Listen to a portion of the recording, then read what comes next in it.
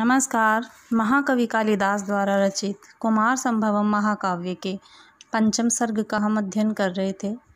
हमने अब तक अध्ययन किया था कि ब्रह्मचारी वेशधारी शिव के द्वारा तपोवन में पार्वती की परीक्षा ली जाती है और वह यह कह के मना करता है पार्वती को कि आप शिव से विवाह की इच्छा त्याग दीजिए, क्योंकि शिव है वह अनेक अमंगल वस्तुओं से प्रेम करता है।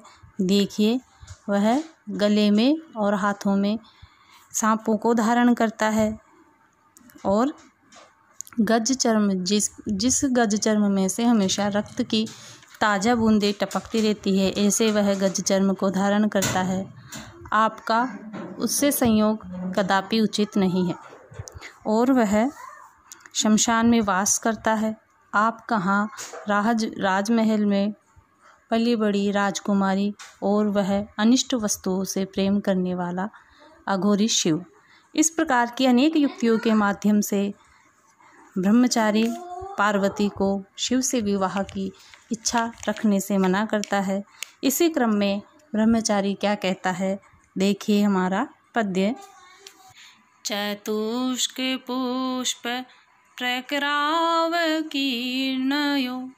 परोऽपि को नाम तवानुमन्यते अलक्तकाङ्कानि पदानि पादयो विकीर्णकेशासु परेत भूमिश। देखिए, चतुष्क पुष्प अर्थात जो चतुष्क का तात्पर्य है आंगन, जो चौकोर आंगन है।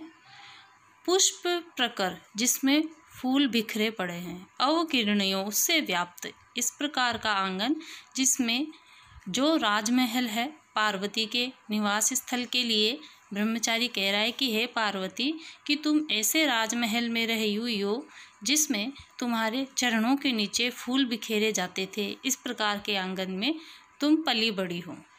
चतुष्क पुष्प प्रकर अवकीर्णयो, जो चौकोर आंगन है जिसमें चारों तरफ फूल बिखरे हुए रहते थे, उससे व्याप्त आंगन में परोऽपि कोई भी व्यक्ति को नाम तुम्हें तव अनुमन्यते तुम्हें अनुमति देगा। किस बात की? अलक्त कांकानी।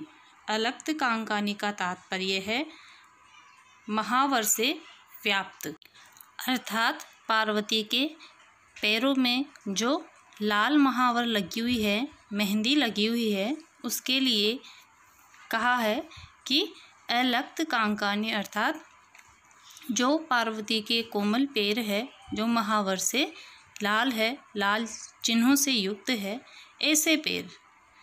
पदानी, पदानी पाद चिन्हानी, ऐसे पैरों के चिन्ह। पादयो पैरों के चिन्ह। विकीर्ण केशासु, विकीर्ण केशासु का तात्पर्य, विकीर्ण का तात्पर्य है बिखरे हुए। केशासु जो बाल है, अर्थात जो शिव की निवास भूमि है शमशान भूमि, वहाँ पर इधर उधर बाल बिखरे पड़े हुए हैं। परेत भूमि से शमशान भूमि में। तो इस प्रकार से हे पार्वती तुम्हें तुम्हारे महावर से युक्त चरणों को, जो राजमहल में फूलों की शैया पर चलने के आदि थे, तो इस प्रकार से देखिए हमने इस पद्य में पढ़ा कि ब्रह्मचारी पार्वती से कहता है कि हे पार्वती, पुष्पों से आच्छादित पृथ्वी पर रखने योग्य अत्यंत कोमल तुम्हारे चरणों के महावर से लाल चरण चिन्हों को, अर्थात जो तुमने पैरों में मेहंदी लगा रखी है, इस प्रकार के चरणों को यत्र तत्र बिखरे हुए बालों से व्याप्त शमशान पर रखने का शत्रु भी समर्थन नहीं कर सकता। तो कहने का भाव यह है कि देखिए कि जन्म से लेकर पार्वती अपने पिता के घर पुष्प बिछे हुए आंगन में चलती आई है, किंतु शिव से विवाह होने के पश्चात इधर उधर बिखरे हुए बालों से युक्त शमशान भूमि पर अपने लाक्षारस रंजित चरणों को रखेगी। इस बात को शत्रु भी स्वीकार नहीं कर पाएगा। और भी देखिए ब्रह्मचारी आगे क्या कहता है। इयं च ते अन्या पुरतो विडम्बना यदूढया वारणराजहार्यया विलोक्य वृद्धोक्षमधिष्ठितं त्वया महाजनस्मेरमुखो भविष्यति। देखिए इयं च और यह ते तुम्हारी अन्या दूसरी, और यह जो तुम्हारी दूसरी पुरतः सामने विडंबना, और तुम्हारे सामने यह दूसरी विडंबना होगी कि देखो यत ऊढ़या, ऊढ़ा का तात्पर्य है विवाहिता स्त्री कि यद ऊढ़या विवाहिता के द्वारा वारण राज, वारण कहते हैं हाथी को, राज अर्थात हाथीराज, हार्यया जो ले जाई जाती है, जो नव विवाहिता आपके तुल्य महान राजकुमारियाँ होती है, वह हाथी पर बिठाकर अपने पति गृह को ले जाई जाती है। तो देखिए ब्रह्मचारी पार्वती से कह रहा है कि आपके तुल्य जो राजकुमारियाँ हैं, जिनको साधारणतः विवाह के पश्चात हाथी पर बिठा के अपने पति गृह ससुराल में ले जाया जाता है, विलोक्य देखकर, लेकिन यह देखकर कि क्या वृद्धोक्षम, वृद्ध उक्षम का तात्पर्य है जो वृद्ध बेल है, अधिष्ठितम बिठाकर त्वया, लेकिन तुम्हें तो जो शिव का वृद्ध बेल है उस पर बिठाकर तुम्हारे पति गृह को ले जाया जाएगा। तो इस प्रकार से जो तुम्हारे द्वारा वृद्ध बेल पर बैठकर पति गृह को जाया जाएगा, महाजन अर्थात साधुजन, स्मेर मुखो स्मित मुख वाले अर्थात हंसी करेंगे, भविष्यति होगी, तो इस प्रकार से कि तुम्हारी हंसी होगी। तो देखिए हमने इस पद्य में पढ़ा कि ब्रह्मचारी पार्वती से कह रहा है कि यह तुम्हारी सर्वप्रथम एक और हंसी होगी कि हस्तिराज पर ले जाए जाने योग्य विवाहिता तुम्हारे अर्थात शिव के वृद्ध बेल पर चढ़ा हुआ देखकर साधुजन, सभ्यजन जो लोग हैं तुम्हें हंसी का पात्र बनाएंगे।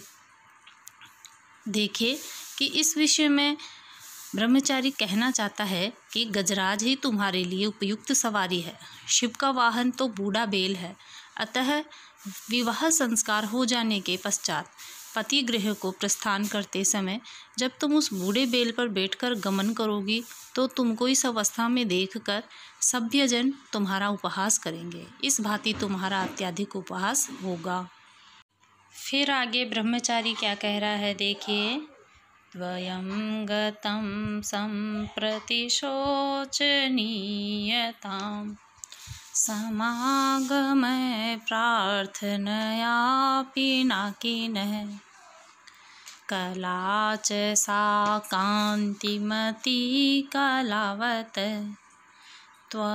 त्वमस्य लोकस्य च नेत्रकौमुदी। देखिए ब्रह्मचारी कह रहा है कि पिनाकिन है अर्थात शिव, शिव का नाम पिनाकिन है क्यों है। देखिए कि पिनाक धनुष को धारण करने के कारण शिव का नाम पिनाकिन है।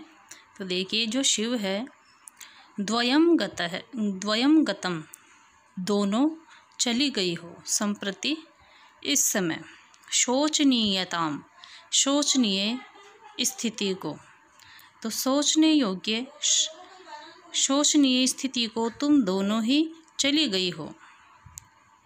समागम प्रार्थनया, समागम अर्थात मिलन, प्रार्थनया मिलन की इच्छा से, पिनाकिन है शिव से, तो तुम दोनों ही शोचनीय स्थिति को चली गई हो जो तुम शिव से मिलने की इच्छा रखती हो। कला च सा, ये दोनों कौन है इस विषय में देखिए। कला च सा कांतिमती, कांतिमती चमक युक्त, कलावत है अर्थात कला से जो युक्त है ऐसा चंद्रमा। ये जो देखिए जो चंद्रमा के विषय में सभी जानते हैं कि षोडश कलाओं से युक्त चंद्रमा को माना जाता है। तो इस प्रकार से जो चंद्रमा की कांति से युक्त जो कला है, तो चंद्रमा की कला और तुम अस्य लोकस्य, इस लोक की, च नेत्र कौमुदी, नेत्र कौमुदी अर्थात चांदनी सदृश, नेत्रों की चांदनी सदृश तुम। तो ब्रह्मचारी ने यहाँ पे नेत्र कौमुदी कहा है पार्वती को कि इस लोक के नेत्रों की चांदनी सदृश तुम। जिस प्रकार से रात्रि में जो चंद्रमा है अपनी रोशनी फैलाता है, उसी प्रकार दिन के लिए पार्वती के विशेषण में आया है कि इस लोक के नेत्रों की चांदनी सदृश अर्थात लोक में प्रकाश फैलाने वाली तुम, ये दोनों ही शोचनीयता स्थिति को प्राप्त हो गई हो, क्योंकि तुम दोनों ही उस अमंगलकारी शिव से संयोग की इच्छा तुम रखती हो। तो यहाँ पे देखिए चंद्रमा की चांदनी के विषय में है कि जो शिव ने अपनी जटा में जो चंद्रमा को धारण किया हुआ है, तो इस प्रकार से जो चांदनी है, जो कला है, वह भी शिव को प्राप्त करना चाहती है, और दूसरी शिव से विवाह की इच्छुक जो पार्वती है वह भी शिव को प्राप्त करना चाहती है। तो इस विषय में ब्रह्मचारी दोनों को ही कह रहा है कि एक तो जो चंद्रमा की चांदनी से युक्त कला है वह, और इस संसार की चांदनी सदृश तुम, ये तुम दोनों ही शोचनीयता स्थिति को अर्थात दयनीय स्थिति को प्राप्त हो गई हो, क्योंकि तुम उस शिव से समागम की इच्छा रखती हो। तो इस प्रकार से देखिए कि इस पद्य का भाव यह है कि देखिए कि ब्रह्मचारी कहता है कि हे पार्वती, शिव प्राप्ति संबंधी तुम्हारी इच्छा पूर्णतया अनुचित ही प्रतीत होती है, क्योंकि अमांगलिक उस शिव के संसर्ग मतलब मिलन को प्राप्त करके शुभ वस्तु भी शोचनीय हो जाती है। महादेव जी के सिर में विद्यमान चंद्रमा की वह प्रसिद्ध कला तो उसके संसर्ग से पहले ही शोचनीयता को प्राप्त हो चुकी है, और इस समय इसकी प्राप्ति की इच्छा से लोगों को आनंद प्रदान करने वाली तुम भी शोचनीयता को प्राप्त कर लोगी। निकृष्ट उस शिव को प्राप्त करने की लालसा तुम्हें त्याग देना चाहिए। इसी विषय में ब्रह्मचारी आगे कहता है कि वर में जिन बातों की खोज की जाया करती है, क्या उनमें से एक भी शिव में है? देखेंगे हमारा पद्य। वपु विरूपाक्षमलक्ष्य जन्मता दिगंबरत्वेन निवेदितं वसु वरेषु यद्बालमृगाक्षि मृग्यते तदस्ति किं व्यस्तमपि त्रिलोचने। ब्रह्मचारी कहता है कि हे पार्वती देखो, वपु विरूपाक्षम, विरूप अक्षम, विरूप अर्थात विषम, अक्षम आँख नेत्र है, वपु उसका जो शरीर है वह 3 नेत्रों वाला है, विषम आँखों वाला है, और अलक्ष्य जन्मता इसके जन्म के विषय में भी अज्ञात ही है, अर्थात इसने किस कुल में, वंश में, जाति में जन्म लिया इसके विषय में भी कोई प्रमाण नहीं है। दिगंबरत्वेन निवेदितम वसु, वसु का तात्पर्य है धन। दिगंबर होने से, दिक अंबर, अंबर का तात्पर्य है वस्त्र, दिक दिशाएं ही जिसके वस्त्र है, अर्थात नग्न होने से जो इसका शरीर है अधिकांश भाग बिना वस्त्रों के ही रहता है। तो इस प्रकार से जब इसके पास वस्त्र ही नहीं है, निवेदितम बता दिया जाता है, प्रकट होता है, इसके वस्त्रों का अभाव होने से ही ये प्रकट होता है इसका धन, वसु अर्थात दिगंबर होने से इसके धन के विषय में पता ही चलता है। वरेषु यद वर में, एक अच्छे सुयोग्य वर में, बाल मृगाक्षी है, बाल मृगाक्षी, बाल मृग के समान आँखों वाली। ये जो विशेषण है बाल मृगाक्षी, मृग अक्षी, अक्षी का तात्पर्य है नेत्र, कि बाल मृग के समान सुंदर और चंचल आँखों को धारण करने वाली है पार्वती। इसमें देखिए बहुव्रीहि समास है कि तो इस प्रकार से है पार्वती। वरेषु यत् मृग्यते, एक अच्छे वर में जो चीज़ ढूंढी जाती है, अर्थात घर वाले जब एक सुयोग्य वर की तलाश करते हैं तो उस समय देखते हैं कुल, वंश, धन, हर चीज़ देखी जाती है। तो हे बाल मृगाक्षी, वर में जो चीज़ें ढूंढी जाती है, तदस्ति क्या है, किम क्या है, क्या, व्यस्तमपि, व्यस्तमपि अर्थात एक भी, त्रिलोचने, त्रिलोचन में अर्थात शिव में। लोचन का तात्पर्य है नेत्र और त्रिलोचन का तात्पर्य है त्रिनेत्रधारी, जिसके 3 नेत्र है, ऐसे है शिव। तो शिव में क्या इनमें से एक भी बात है। तो इस प्रकार से देखिए कि शंकर की आंखें तो 3 हैं, जाति का पता नहीं है और वे स्वयं दिगंबर है। इससे उनके धन के विषय में भी पता ही चलता है। कन्या तथा उसके बंधुओं द्वारा वर के विषय में विवाह से पहले सौंदर्य, उत्तम कुल, धन आदि जितनी वस्तुएं खोजी जाती है, तो हे मृगाक्षी, क्या उनमें से कोई एक भी शिव में है, अर्थात नहीं है। तो देखिए कि इस पद्य का भाव है, जो हमने पद्य का अध्ययन किया, कि जो ब्रह्मचारी है पार्वती से कहना चाहता है कि हे पार्वती, विवाह से पूर्व वधू की ओर से उसके पिता, भाई आदि वर के कुल, सौंदर्य, धन तथा उसकी विद्या के बारे में खोज किया करते हैं, किंतु आपके अभिष्ट वर में इनमें से एक भी दृष्टिगोचर नहीं होता है, क्योंकि 3 नेत्रों से युक्त उसका असुंदर शरीर है। उनकी उत्पत्ति किस कुल में हुई है, इस बात को कोई नहीं जानता। उनमें धनवान न होने का स्पष्ट प्रमाण उनका नग्न रहना ही है। धनवान पुरुष कभी भी नग्न नहीं रहा करते हैं, अतः वह किसी भी दशा में तुम्हारे योग्य वर नहीं है। तो देखिए, ब्रह्मचारी अनेक युक्तियों के माध्यम से पार्वती को समझाकर इस प्रकार से अपना कथन समाप्त करता है। निवर्त्यास्मात् असदीप्सितात्मनः क्व तद्विधस्त्वं क्व च पुण्यलक्षणा अपेक्ष्यते साधुजनेन वैदिकी शमशानशूलस्य न यूपसत्क्रिया।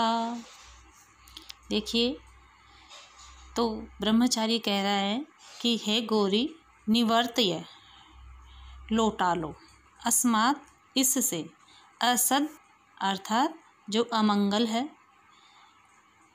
ईप्सितात, अमंगल वस्तु जो तुम्हें ईप्सित है, जो तुम्हारा अनिष्ट मनोरथ है, उससे अपने मन को हटा लो। आत्मन है, अपने मन को हटा लो। क्व तद विधस्त्वम, क्व तद कहाँ पर, तद्विदम उस प्रकार का, अर्थात अमंगल लक्षणों से युक्त उस प्रकार का शिव तो कहाँ पे, क्व च पुण्य लक्षणा, और कहाँ पर पुण्य लक्षणा, शुभ लक्षणों वाली तुम। क्योंकि अपेक्षते न, जो अग्रिम पंक्ति है, न का अपेक्षा के साथ अन्वय होगा।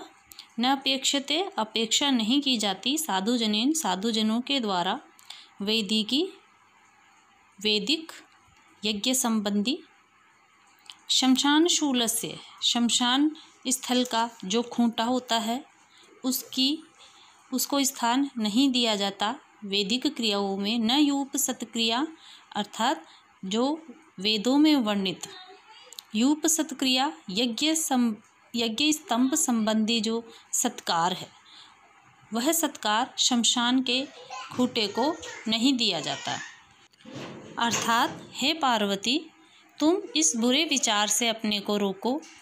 इस प्रकार का कहाँ वह शिव और सौभाग्य युक्त लक्षणों वाले कहाँ तुम। सज्जन व्यक्ति शमशान के खूंटे का वेदों में वर्णित यज्ञ स्तंभ संबंधी सत्कार नहीं किया करते हैं। तो इस प्रकार से इस पद्य के भाव में हमने देखा कि ब्रह्मचारी अपने कथन को समाप्त करते हुए कहता है कि हे पार्वती, शिव आपके अनुरूप वर नहीं है, आप में तथा उसमें महान अंतर है। तुम सौभाग्यशाली संपूर्ण लक्षणों से परिपूर्ण हो और वह पूर्वोक्त संपूर्ण दोषों से परिपूर्ण है। इसलिए तुम शिव प्राप्त रूप अनिष्ट मनोरथ से अपने मन को हटा लो। जैसे वेदों में वर्णित यज्ञ स्तंभ के समान ही शमशान में स्थित खूंटे का सत्कार नहीं किया जा सकता है, अथवा वह शमशान स्थित खूंटा यज्ञ स्तंभ का कार्य करने के लिए प्रार्थना सर्वथा अनुपयुक्त ही है, उसी भांति सर्वगुण संपन्न कुलीन व्यक्ति ही तुम्हारा वर होने योग्य है। शमशान में निवास करने वाला शिव नहीं है।